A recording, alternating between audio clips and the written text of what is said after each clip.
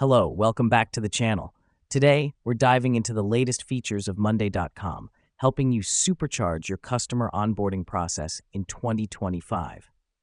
First off, you'll want to create a new board for each customer. Just select New Board from the left-hand menu and name it after your client.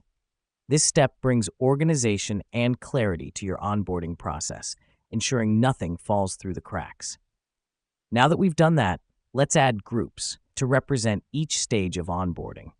Click Add Group, then name each group after the stages in your process, perhaps Welcome, Training, and Support. This step helps you track progress and gives a visual overview of where each customer is in their journey. Next, we'll add items within each group for specific tasks. Click Add Item and name it after the task at hand. The reason we do this is to break down each stage into manageable actions, ensuring every detail is attended to.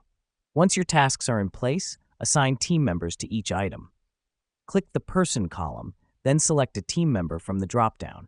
This step is crucial as it delegates responsibility and ensures everyone knows their role in the onboarding process.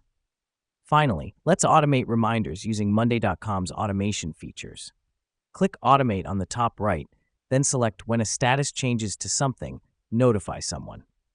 This helps us because it takes care of follow-ups, making sure no task is overlooked. And there you have it, a streamlined customer onboarding process using Monday.com. Remember, the key here is to stay organized, delegate effectively, and automate where possible.